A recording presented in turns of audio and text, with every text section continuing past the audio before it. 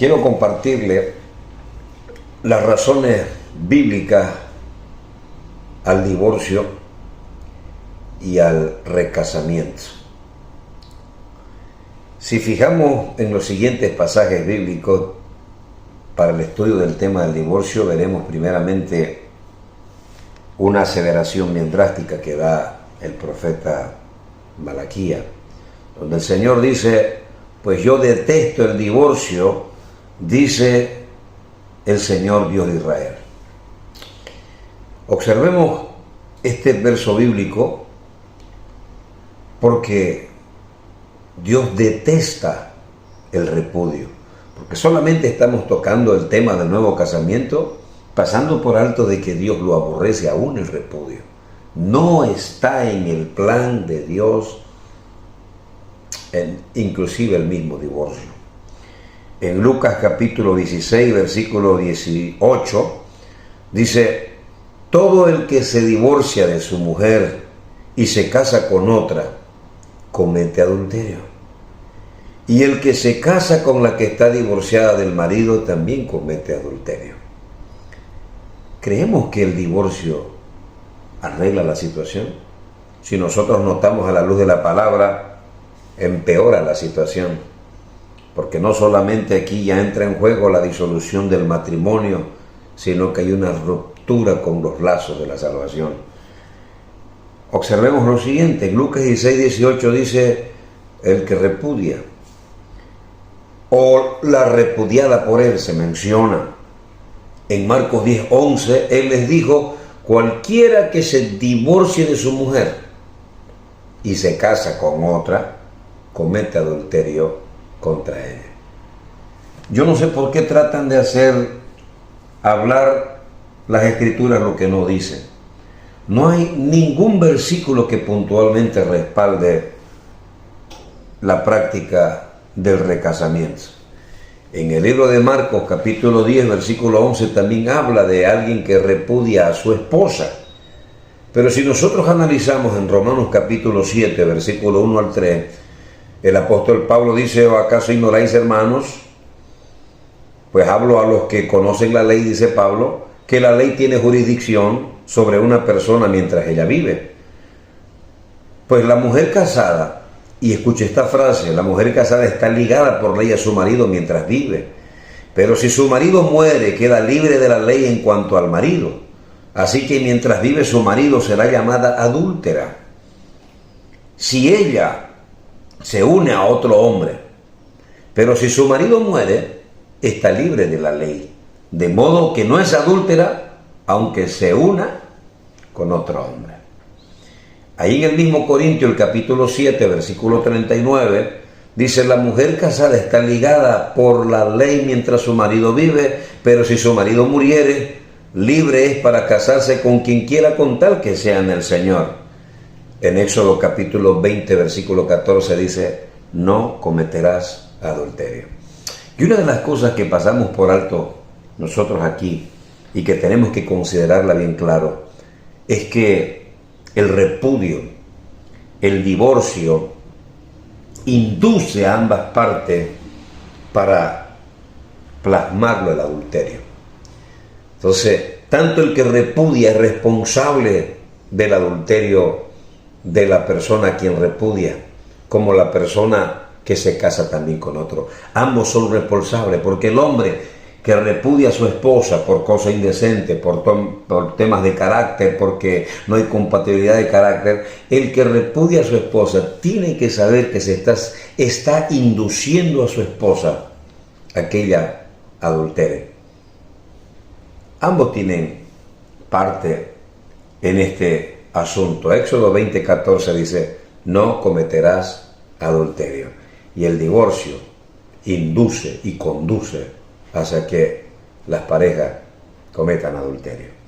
Por lo tanto, Primera de Corintios capítulo 6 versículo 9 al 10 afirma: no erréis. Y esto es una advertencia bien drástica que tenemos que considerar. No erréis, ni los fornicarios ni los adúlteros entrarán en el reino de Dios. Oiga, menciona a quien es infiel a su esposa. Menciona a quien ha roto los lazos del matrimonio y ha contraído una nueva relación. A partir de aquí vamos a concluir con 5 razones bíblicas en contra del divorcio y del nuevo casamiento del divorciado. La primera que quiero que consideremos es en cuanto al pacto. Según vemos en el libro de Malaquías 2:14, dice el profeta: vosotros decís, ¿por qué?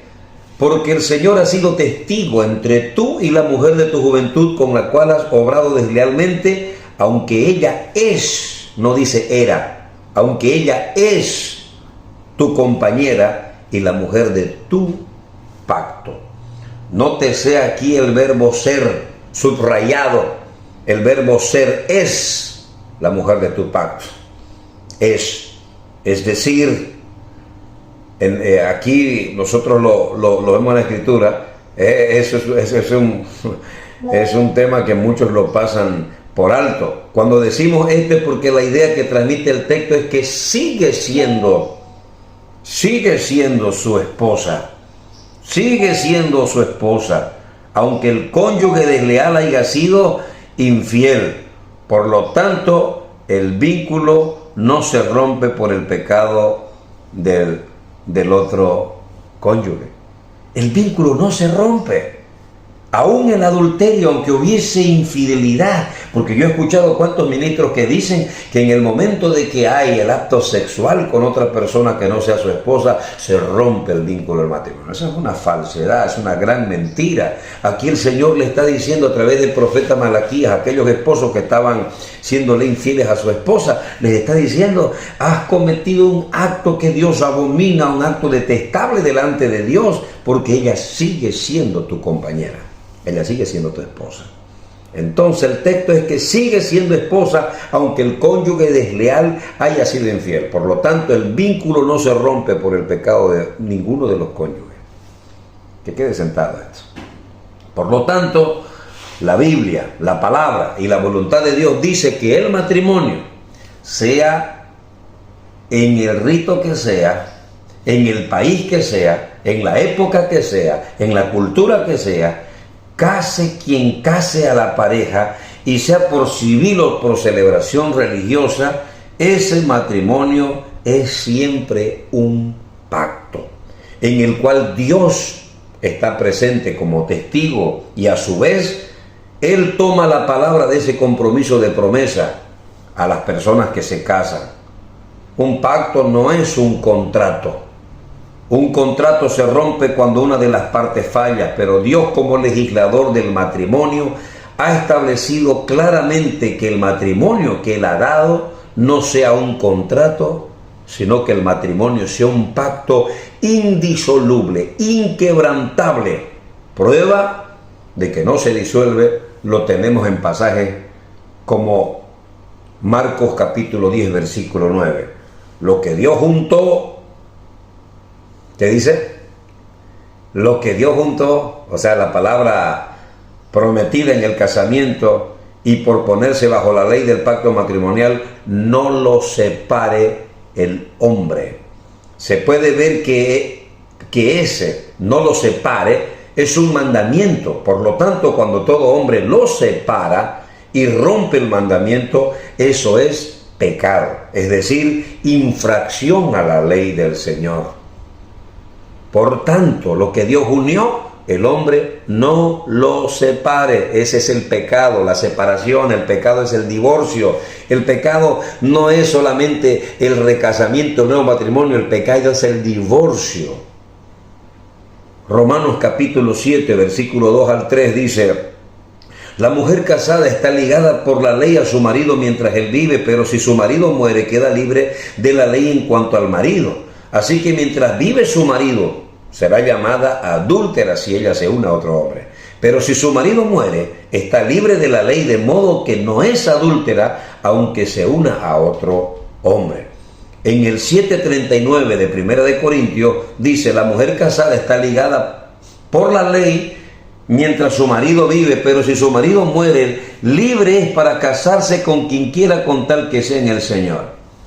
Mis queridos, en estos pasajes No se ven excepciones de ningún tipo para deshacer el matrimonio, como algunos dicen, hablan del inocente y hablan que aquí que acá. No, estamos rompiendo, no es un contrato, es un pacto el matrimonio. Es decir, no se dice nada de lo que actualmente se usa como excusa válida para deshacer el matrimonio, como adulterio, abandono y otro. Aún frente al abandono y la infidelidad, el Señor pone el perdón como una de las posturas inmediatas que tiene que proceder cuando el matrimonio es golpeado por la infidelidad.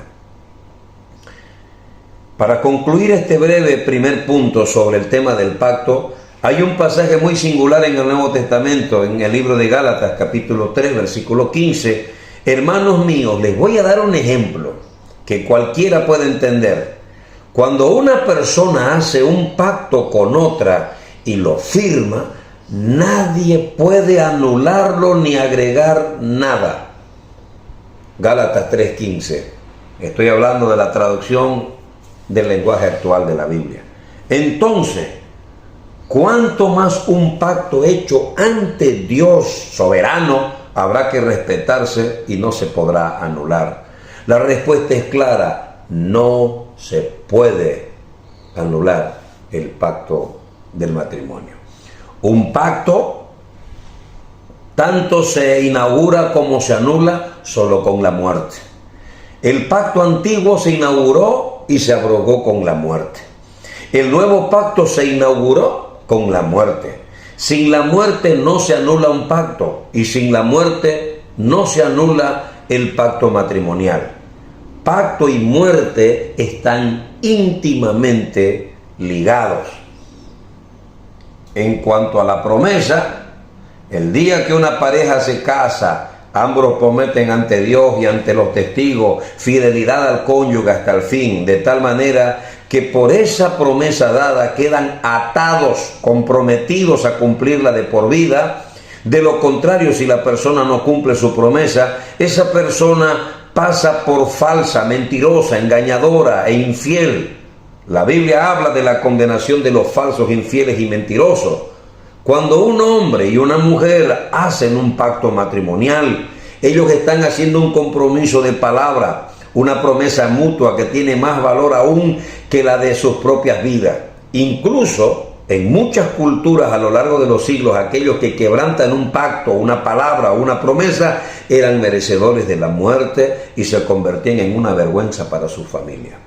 En Apocalipsis 21:8 dice: y todos los mentirosos tendrán su parte en el lago que arde con fuego y azufre, que es la muerte segunda. Eclesiastés 5:4-5 dice: cuando a Dios haces promesas, no tarda en cumplirlas, porque Él no se complace en los insensatos. Cumple lo que prometes, mejor es que no prometas y que prometas y que no cumplas.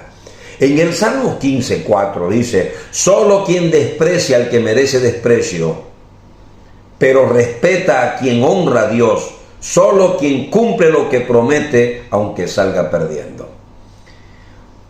En el Salmo 89:34 dice el salmista: jamás faltaré a mi pacto, siempre cumpliré mis promesas. En conclusión, referente al tema del pacto, un creyente, siendo aún la parte inocente por abandono, adulterio o violencia del otro cónyuge, no puede romper su parte del pacto volviéndose a casar. Si lo hace, adultera el pacto, y si rompe su promesa, se convierte en mentiroso. De la misma manera, antes adulteró, y mintió el cónyuge culpable. Romper el pacto matrimonial de forma posterior al cónyuge culpable no anula el pacto que aún existe entre ambos cónyuges y ante Dios. No anula.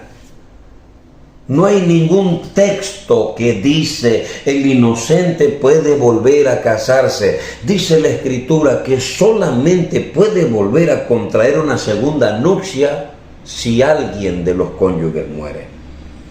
En todo el Antiguo Testamento no vemos a lo largo de de siglos que se haya registrado ni un solo divorcio en los matrimonios del pueblo del Señor, a pesar de encontrar matrimonios conflictivos en todos los patriarcas.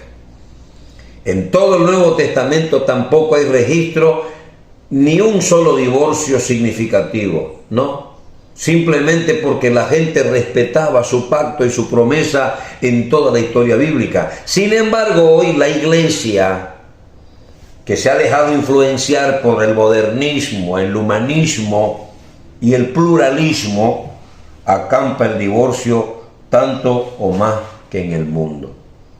No podemos promover el divorcio. No podemos pararnos en un púlpito y decir que hay un segundo matrimonio, una segunda alternativa, porque estaremos abriendo la misma brecha que abrió Moisés.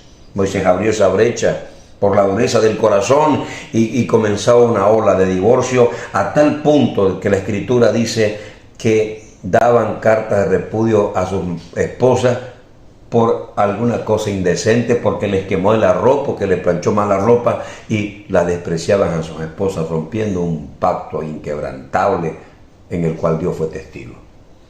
La segunda razón, fornicación no es sinónimo de adulterio. La segunda razón por la cual la Biblia no permite el divorcio ni nuevo casamiento del divorciado es que fornicación no significa adulterio, ni es sinónimo de adulterio. Los movimientos a favor del divorcio utilizan forzadamente la excepción del pasaje de Mateo 5:33 y su paralelo de Mateo 19:9 para hacer de una excepción una regla. Y este es el gran error que están cometiendo muchos. Quieren hacer de una excepción de estos dos pasajes bíblicos, porque Jesús dijo, excepto si hubiese fornicación, se puede disolver el matrimonio. Y están queriendo hacer de solo una excepción que existe en las Escrituras, quieren hacer una regla. Y hay centenares de pasajes bíblicos donde Dios no aprueba la segunda nupcia. Entonces están queriendo hacer de una sección una regla, desvirtuando así la enseñanza general de la Biblia sobre este tema y yendo en contra de las leyes de la hermenéutica también, para defender así el divorcio por causa de adulterio. Ni tan siquiera la excepción les sirve para defender su tesis, porque una cosa es fornicación, porneia, ¿no?, en griego, y otra muy distinta, adulterio, mocheia en el griego. Ahora bien, si Jesús quisiera referirse al adulterio en esos pasajes, ¿por qué utilizó la palabra porneia, fornicación, y no la palabra adulterio, moichea? Jesús da buena evidencia en Mateo 19:9 y en Marcos 5:32 de que él conocía perfectamente las dos palabras, fornicación, que es mocheia, y adulterio, que es porneia. De hecho, si ustedes analizaron ya el texto, él usa las dos palabras en el mismísimo pasaje bíblico, pero es evidente que las usa intencionalmente de forma separada. Entonces, si las usa separadamente, ¿quiénes somos nosotros para cambiar fornicación por adulterio si el mismo Hijo de Dios lo sabe? Por otro lado, en otras partes del Evangelio, el mismo Jesús usa separadamente las palabras fornicación y adulterio. Por ejemplo, en Marcos 7:21 él dice, porque de dentro del corazón de los hombres salen los malos pensamientos, los adulterios y las fornicaciones y los homicidios. Adulterio, la palabra griega, mocheia, adulterio, la palabra porneia, y fornicación, la palabra mocheia. Así que allí se ve y se prueba claramente que fornicación no es adulterio, y también se aprueba de que Jesús usa las dos palabras separadamente, porque cada una de esas palabras tiene un significado diferente. Adulterio es solo sexualidad ilícita contra el matrimonio siendo casado. Fornicación es un término polisémico, es decir, una palabra algo más amplia que tiene bíblicamente varios significados. Relación sexuales como solteros, idolatría espiritual, homosexualidad, inmoralidad, uniones inválidas, incesto, bigamias, matrimonios del mismo sexo. Precisamente porque fornicación y adulterio son dos palabras distintas, el Señor las usó intencionalmente, las dos diferentes palabras, en el mismo versículo de Mateo 5:32 y Mateo 19:9. ¿No es eso significativo para nosotros, queridos pastores? Si el Señor hubiera querido decir, excepto en caso de adulterio, Él lo hubiera dicho claramente, porque conoce la palabra adulterio, mocheia. Pero si usó la palabra fornicación, es porque quiere decirnos otra cosa, y no es precisamente adulterio. Llamativo, ¿no es cierto? La Biblia dice que el adulterio puede y debe perdonarse. Escuche esto, puede y debe perdonarse. Y si no perdona un adulterio, dice el apóstol Pablo, quédese sin casar, porque si se casa, comete adulterio contra su cónyuge. La Biblia dice que el adulterio puede ser y debe ser perdonado, porque el perdón bíblico en el Evangelio de la Gracia está por encima. El perdón es superior al adulterio. El perdón es superior. En todo caso, el Evangelio solo nos permite separación entre los cónyuges en casos fuertes de adulterio, violencia, pero no permite el divorcio ni el recasamiento del divorciado. Se lo voy a volver a repetir. En todo caso, el Evangelio solo nos permite separación entre cónyuges.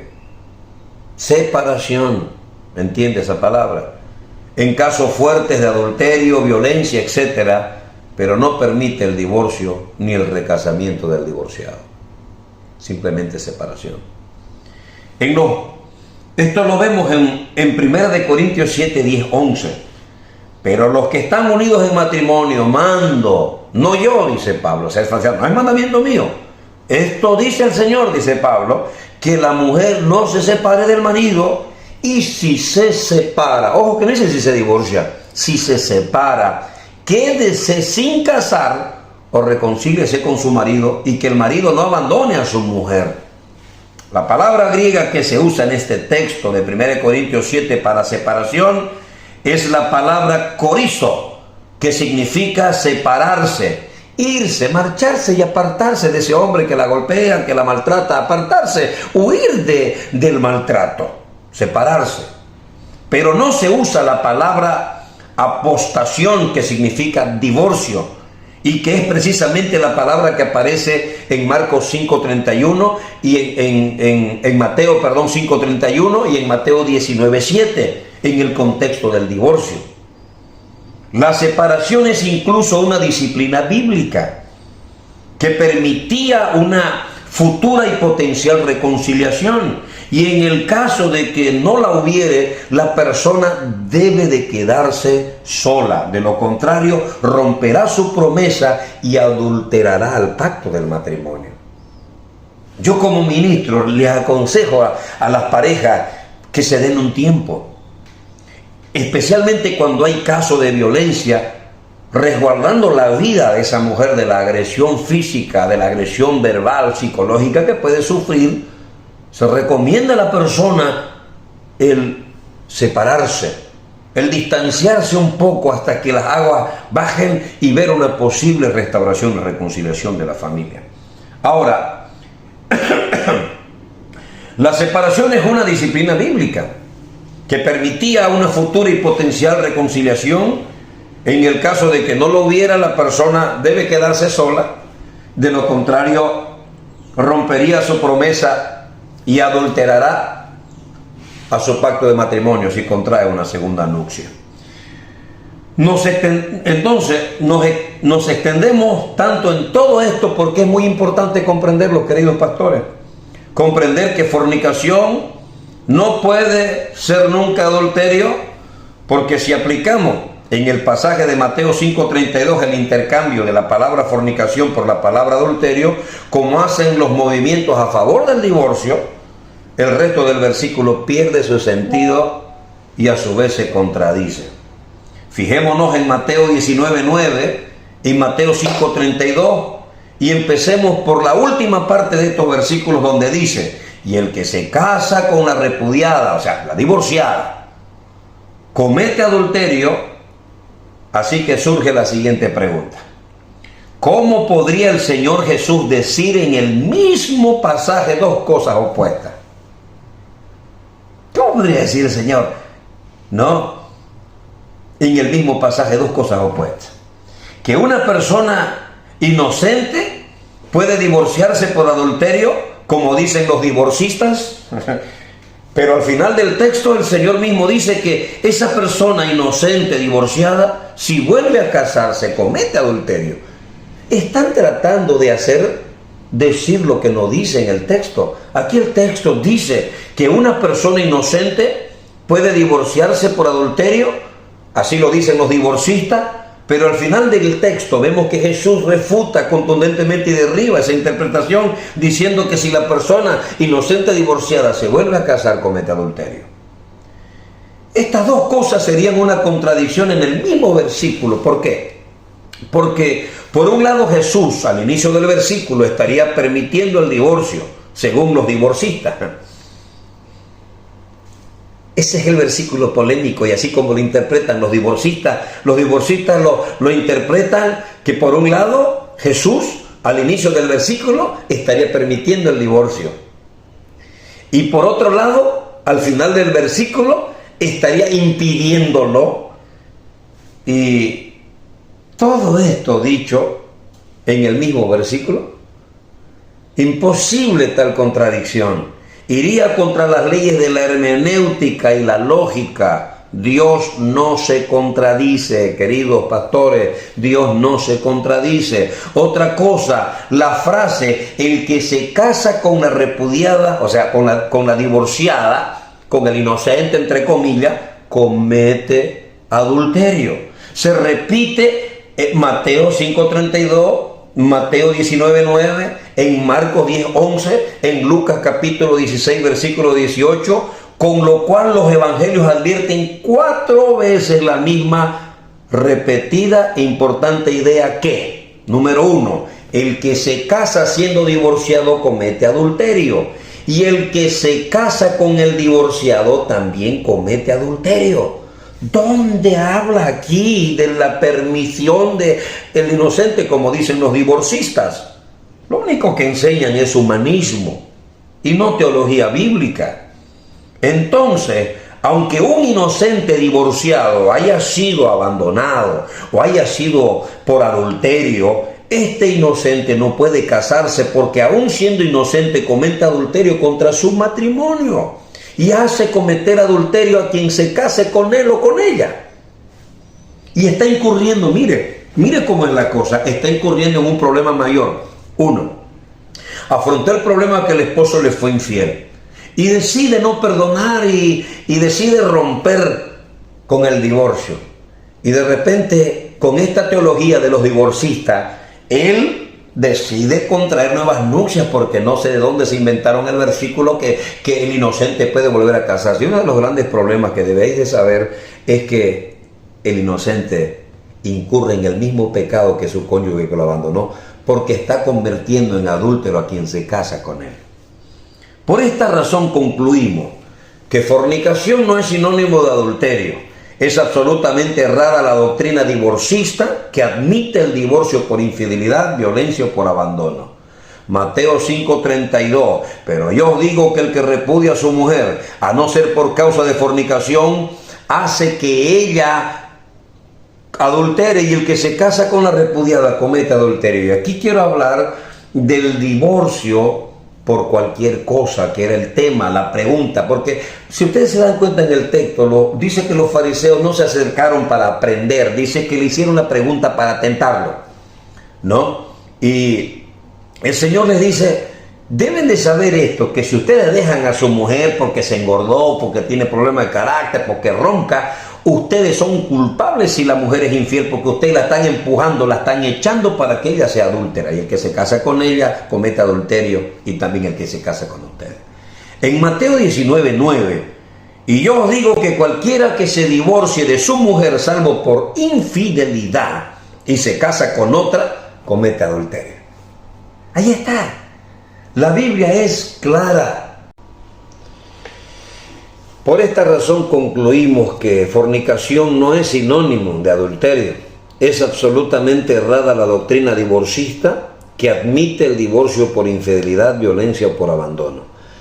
Mateo 5:32 dice: pero yo digo que el que repudia a su mujer, a no ser por causa de fornicación, escucha, no pone, porque te vamos a explicar esto.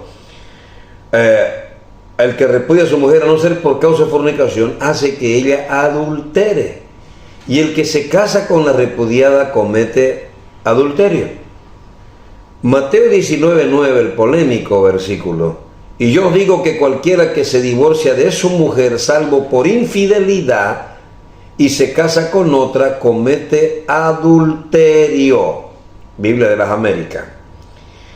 Veamos la siguiente nota. Mateo 19:9, repudie a. El mismo Mateo 19:9,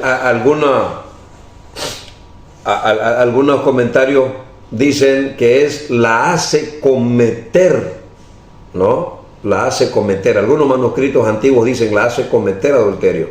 El mismo Mateo 19:9, otros manuscritos antiguos agregan: el que se casa con una mujer divorciada comete adulterio. No solo esto, sino que el pecado es doble, porque el divorciado inocente a su vez pecaría y haría pecar también a otras personas. Por ejemplo, número 1, a un soltero que se case con él o con ella, lo va a hacer pecar. A un viudo que se case con él o con ella, lo va a hacer pecar. A otro divorciado que se case con él o con ella, también lo va a hacer pecar. Por cualquier lado que se mire, queridos pastores de Adere, todo divorciado, aún inocente, comete adulterio si se vuelve a casar. Así que tampoco hay ninguna salida para defender el recasamiento por infidelidad. Es importante que la mirada no se quede solo en la frase por causa de fornicación, que en sí ya es clara, sino que debemos mirar también cómo termina el versículo de Mateo, es decir, que el que se casa con la repudiada comete adulterio. Entonces, ¿qué es fornicación en este texto de Mateo 5:32 y Mateo 19:9 si no es adulterio? ¿Qué es? Eso quiero explicarle porque este texto lo he estudiado bastante y mire, bueno, si ya hemos descartado que no es adulterio y tampoco es inmoralidad, porque la palabra inmoralidad también es perdonable y debe ser perdonada en el Nuevo Testamento, por lo tanto no es motivo de divorcio. Tampoco significa sexualidad entre solteros, porque el versículo está hablando de casados, y es más que evidente que los casados no cometen nunca esta área de la palabra fornicación por cuanto están casados. Y tampoco el contexto está hablando de idolatría espiritual. Por lo tanto, descartando uno tras otro todos los diferentes significados de la polisémica palabra fornicación, solo nos queda un significado. Yo quiero que preste mucha atención y estúdielo usted con sus comentarios bíblicos y vea un poquito acerca de esto. Está hablando la palabra del divorcio por fornicación, está hablando de las uniones inválidas, como el incesto, la bigamia y uniones homosexuales.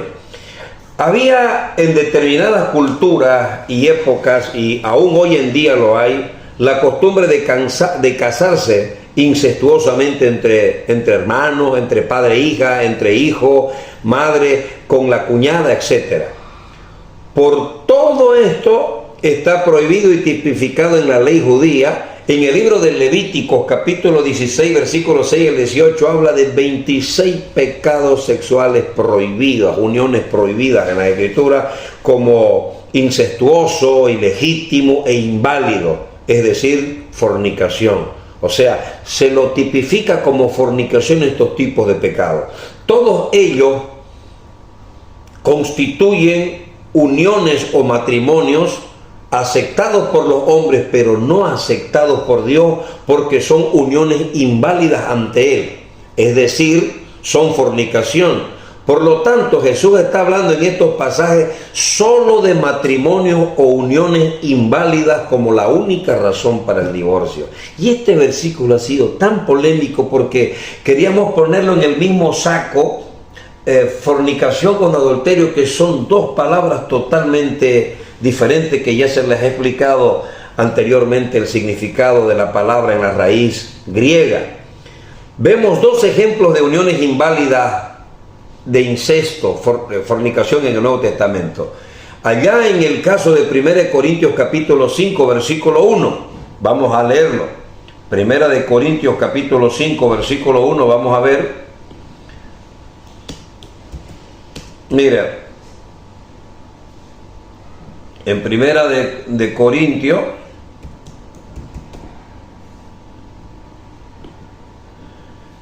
de cierto se oye que hay entre ustedes fornicación, dice Pablo, y tal fornicación cual ni se nombra entre los gentiles, tanto que hay uno que tiene a la mujer de su padre. Y aquí quiero explicarle esto.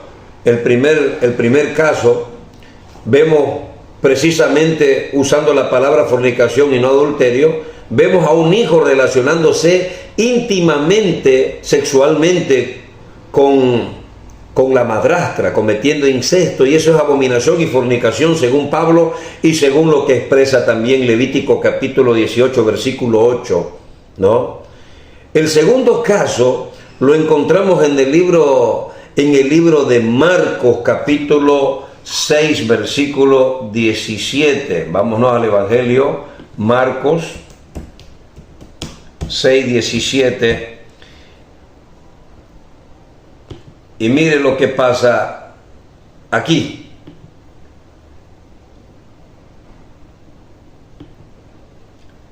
El mismo Herodes había enviado y prendido a Juan y le había encadenado en la cárcel por causa de Herodías, mujer de Felipe, su hermano, pues la había tomado por mujer, porque Juan decía a Herodes: no te es lícito tener la mujer de tu hermano. Pero Herodías le acechaba y deseaba matarle y no podía.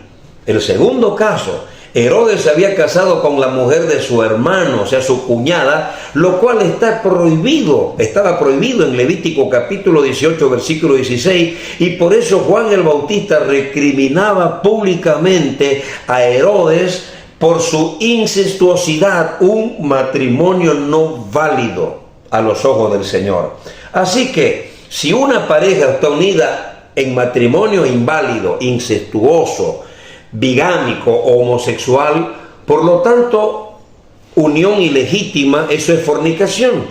Entonces sí puede y debe divorciarse esa unión por ser abominable y un riesgo para la salud humana. Aún la ciencia moderna ha mostrado los riesgos de la compatibilidad de sangre cuando se casan personas de parentesco cercano, un peligro para la salud humana. Resumiendo estos dos versículos de Mateo 5:32 y Mateo 19:9, el Señor nos enseña dos cosas. Uno, que los matrimonios de uniones inválidas, incesto, bigámico, homosexuales, son divorciables. Y a eso se refiere Mateo capítulo 19. No que usted se divorcia porque le quemó el arroz, se divorcia porque se engordó, por incompatibilidad de carácter y aún por el adulterio, porque el adulterio no cierra la puerta para la restauración y el perdón. El perdón es más grande que el pecado. Y segundo, a su vez que la parte inocente en un matrimonio normal no puede volver a casarse porque comete adulterio. Eso nos enseñan estos dos versículos tan conflictivos, tan mal interpretados de las Escrituras. Nos enseñan estos dos principios, que los matrimonios de uniones inválidas como ser incesto, bigámicos, homosexuales, sí son divorciables. Y segundo, que un inocente, entre comillas, en un matrimonio normal no puede volverse a casar porque comete adulterio. Ahora, veamos la tercera razón del no divorcio y el no recasamiento. El creyente no puede tomar la iniciativa de divorcio. Para empezar, recordemos que la Biblia dice que Dios aborrece el divorcio. Dios lo dice en el libro de Malaquías, abominable delante del Señor. Por lo tanto, cualquier cristiano que tome la iniciativa de divorciarse, es evidente que está en contra de la voluntad de Dios. Y Dios no dice que aborrece unos casos de divorcio aislados y otros no, sino que aborrece todo tipo de divorcio por la relación que por la condición que pueda darse. Esta tercera razón o argumento que les estoy compartiendo solo es aplicable para los cristianos, es decir, para los que se han convertido, para los que están integrados en una iglesia cristiana y como tales son miembros de esa iglesia y aún así deciden divorciarse. Fijémonos bien en el contenido de este tema importante que se pasa por alto en las iglesias. Si leemos 1 Corintios 6:1 al 7,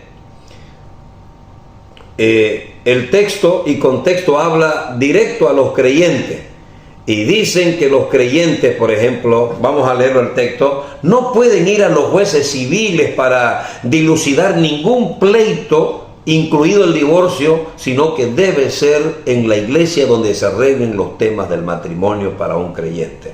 Mire lo que dice primera de Corintios 6. Vamos a ver el texto. Mire lo que dice 1 Corintios 6, 1, 11. ¿Osa alguno de ustedes cuando tiene algo contra otro ir a juicio delante de los injustos y no delante de los santos? Pregunta Pablo. ¿O no sabéis que los santos han de juzgar al mundo? Y si el mundo ha de ser juzgado por vosotros, sois indignos de juzgar cosas muy pequeñas. ¿O no sabéis que hemos de juzgar a los ángeles, cuanto más las cosas de esta vida? Si pues tenéis juicio sobre cosas de esta vida, ¿ponéis para juzgar a los que son de menor estima en la iglesia? Para avergonzaros os lo digo. Pues ¿qué? ¿No hay entre vosotros sabios ni aun uno que pueda juzgar entre los hermanos? Sino que el hermano contra el hermano pleitea en juicio, y esto ante los incrédulos. Eso es lo que está mencionando el apóstol Pablo. O sea que cuando los creyentes no podemos ir ante los jueces civiles a dilucidar ningún pleito, incluido el divorcio, sino que debe de resolverlo de manera cristiana y recurrir al liderazgo de la iglesia para dar solución bíblicamente a estos temas.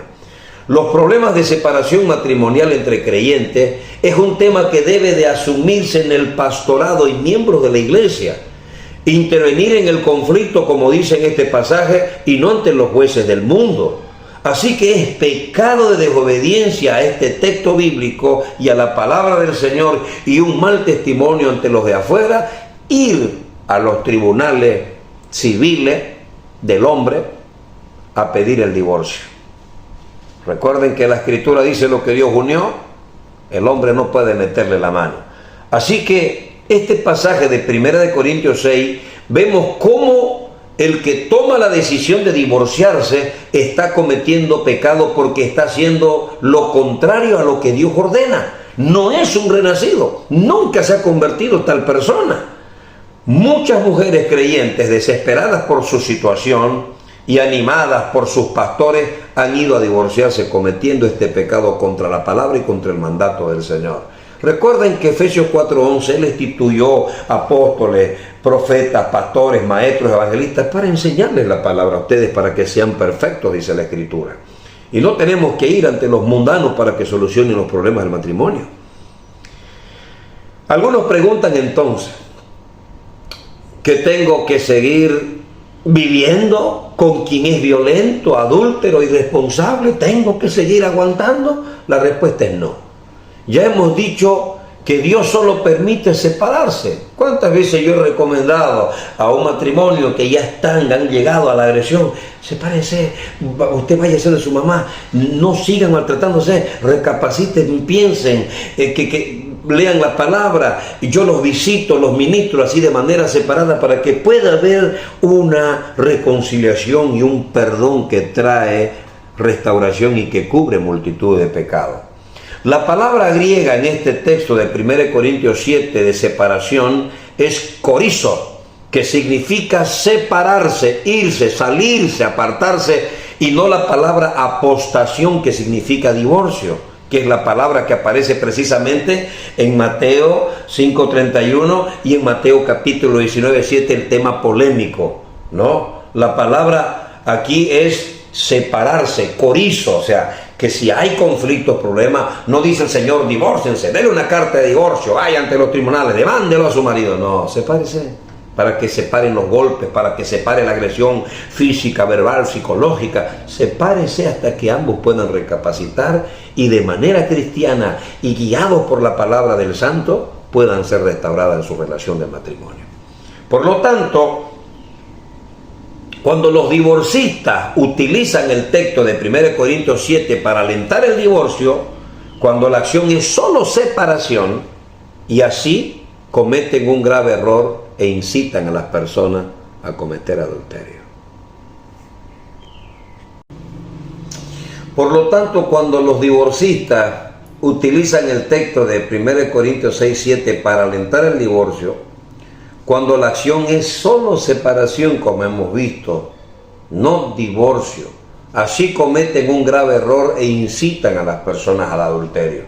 El matrimonio, queridos, una vez constituido, es una unidad. Se divorcie o no se divorcie la pareja, porque una unidad no es solo sexualidad, sino una unidad indivisible una vez constituida. Sigue siendo vigente aunque los cónyuges no estén de acuerdo o se peleen o se separen. Sigue estando vigente aunque no se lleve a cabo físicamente, es decir, no se consuma el acto sexual.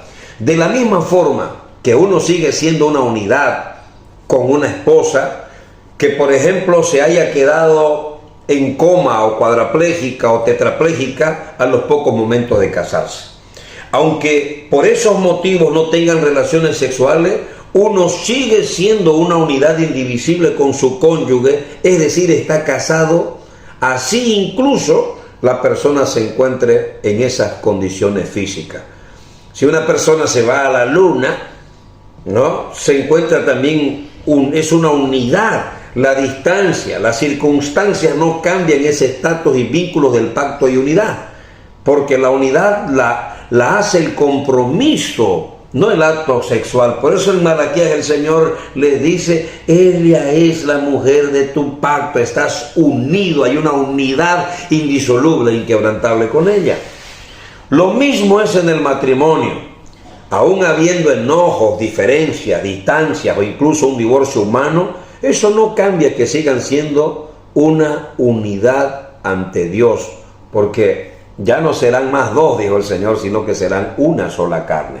No vemos, por ejemplo, que los hijos se divorcien de los padres ante los tribunales, ni vemos que un padre se divorcie de su hijo. O sea, es un absurdo. Siguen siendo padre e hijo a pesar de los conflictos, las diferencias e incluso la violencia. En el matrimonio es igual, siguen siendo esposos aunque los jueces los separen. De la misma manera que con el aborto se mata a una unidad viva, el divorcio es matar una unidad viva llamada matrimonio. Una vida es la unión de dos partes vivas y el matrimonio es la unión de dos personas, ambas creadas por Dios, y sobre ambas Dios decide, no el hombre. El divorcio es como el aborto, se mata algo que Dios ha creado. En el matrimonio, Dios hace de dos uno. En la concepción se hace uno de dos. También es importante notar, hay quienes no abortarían, pero sí se divorciarían. Pero debes entender, ambas cosas son iguales. En conclusión de este punto, número 1, las autoridades de la iglesia son las que deben intervenir, disciplinar y aconsejar sobre el matrimonio. Es muy importante la consejería pastoral. Número 2, ir a las autoridades civiles por un divorcio es prohibido por Dios. Es dar mal testimonio del evangelio y en sí es pecado.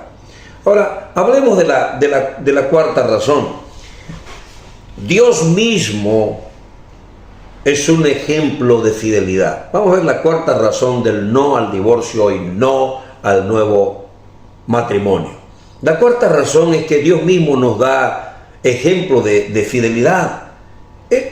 Es interesante observar que tanto el Señor en el Antiguo como en el Nuevo Testamento nunca abandona a su pueblo, y en el Nuevo Testamento nunca abandona a su amada. Es más, le dice a los esposos: esposos, amen a sus mujeres como Cristo la ama a la iglesia, y nunca la abandona a pesar de ella ser infiel. El mismo Dios nos da ejemplos con su comportamiento, que a pesar de la infidelidad de Israel, el Señor nunca la abandonó, ni eligió otro pueblo, tampoco se casó con otro pueblo, sino que siempre esperó en Israel. En el caso del Nuevo Testamento, a pesar de la infidelidad de la iglesia amada, el Señor nunca la deja, no busca otra, sino que ha dado su vida y su compromiso de fidelidad con ella para siempre. Pablo dice a los esposos en 2 Timoteo 2:13 que aunque nosotros somos infieles, Cristo permanece fiel, porque Él jamás romperá su promesa. En Efesios 5:32 dice que la relación Cristo-Iglesia es la representación mística de la relación y unión esposo-esposa. Eso quiere decir que así como Cristo nunca abandona a su esposa, tampoco debe ser así en el matrimonio. No son, mis queridos pastores, no son estos ejemplos de Dios en el Antiguo Testamento una razón contundente para luchar hasta las últimas consecuencias por una familia, por un matrimonio.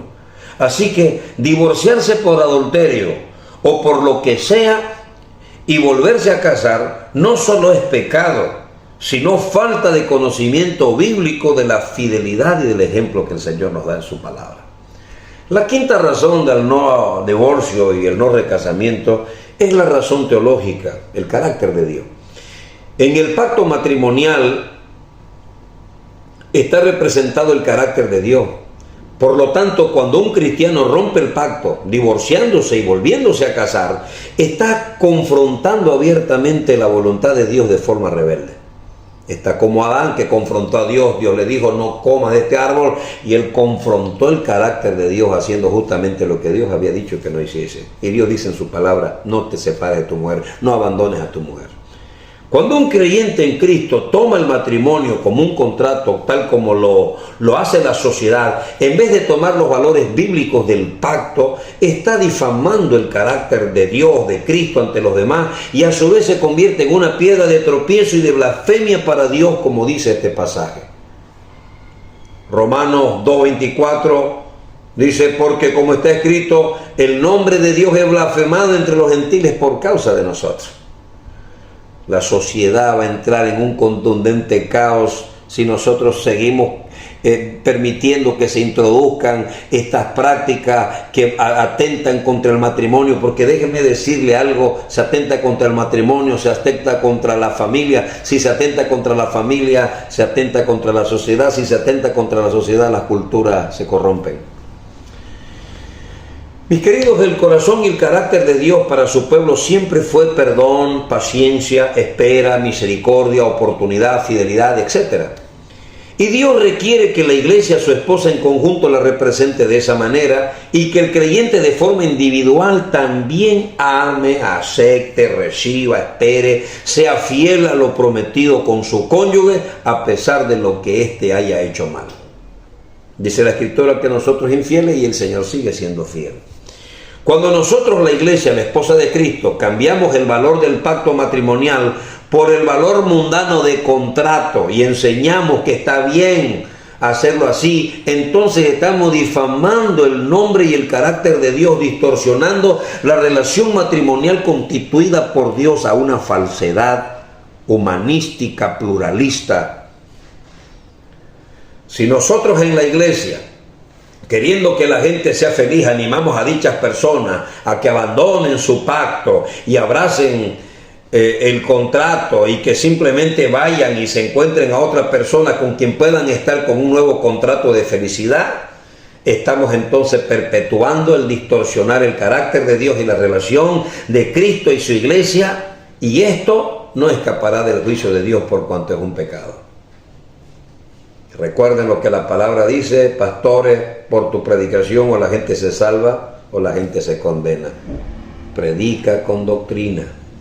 La meta para un divorciado cristiano no debe ser la búsqueda de la idolatrada nueva oportunidad de felicidad personal, sino que su meta debe ser respetar el carácter de Dios representado en el pacto matrimonial. Me encanta el Salmos 89:34. El salmista dice: no olvidaré mi pacto, ni mudaré lo que ha salido de mis labios. Cuando los pastores, líderes cristianos y aún los mismos cristianos creen, autorizan y consienten el nuevo matrimonio de cristianos divorciados, ellos están ayudando a Satanás nuevamente a deformar la imagen y el carácter de Dios, tal como éste lo hizo allá en Génesis ante Adán y Eva. Es lo mismo. No. Con que Dios le dijo, no, pero no es así. Siempre buscando una concesión, una salida para el pecado. Mis queridos, cuando uno se centra en uno mismo, en su felicidad, en su soledad o en su sexualidad, y no en el carácter de Dios representado por el pacto del matrimonio, entonces está siendo idólatra y egoísta, es decir, está pecando. Sin embargo, debemos decir que respetar el pacto no significa que uno no se separe del cónyuge por falta de comunión o pecado grave del otro. Pero una cosa es, que quiero ponerlo bien marcado, una cosa es separación y otra cosa distinta es divorcio y un nuevo casamiento. Mis queridos, para terminar este punto debemos recordar nuevamente estos pasajes sobre el pacto. Malaquías 2:14, vosotros decís, ¿por qué? Porque el Señor ha sido testigo entre tú y la mujer de tu juventud, contra la cual has obrado deslealmente, aunque ella no dice era tu compañera. Dios dice, sigue siendo tu compañera, sigue siendo la mujer de tu pacto. Aunque estés unido con otro, ella sigue siendo. Y por eso Pablo dice que si la mujer se une a otro hombre estando el marido vivo, la mujer está adulterando contra su matrimonio porque está ligada al matrimonio mientras el marido o el cónyuge vive. En Ezequiel capítulo 16, versículo 8, el Señor da esta siguiente declaración tan linda a Israel. Oh, y pasé yo otra vez junto a ti y te miré, y he aquí que tu tiempo era tiempo de amores, y extendí mi manto sobre ti, cubrí tu desnudez, te di juramento, entré en pacto contigo, dice Jehová el Señor, y fuiste mía. En el Salmos 89:34 David dice, no olvidaré mi pacto. En Proverbios 2:17 dice, la cual abandona al compañero de su juventud y se olvida de su pacto con Dios. Te podrás tú olvidar de su pacto con Dios, pero Dios jamás olvidará ese pacto. Por eso en Malaquías dice, atestiguaré contra ti ante los tribunales la deslealtad de la mujer de tu pacto, siendo aún tu compañera. Romanos 7:2. Porque la mujer casada está sujeta por la ley al marido mientras éste vive, pero si el marido muere, queda libre de la ley del marido. Solo la muerte. En 1 Corintios 7:39, la mujer casada está ligada por ley al marido mientras su marido vive, pero si su marido muriere, libre es para casarse con quien quiera con tal que sea en el Señor. En conclusión, queridos pastores, en el día de hoy vemos que las personas primero escogen cómo desean vivir y luego diseñan su doctrina teológica a su conveniencia para que esta doctrina se amolde a su estilo de vida pecaminoso. Y eso es idolatría, egolatría, a como querer acomodar mi teología a mi estilo de vida y no acomodar mi vida a los principios y valores que Dios enseña en su palabra. Queridos pastores, Dios no aprueba el divorcio y tampoco las segundas nupcias. Que Dios les bendiga.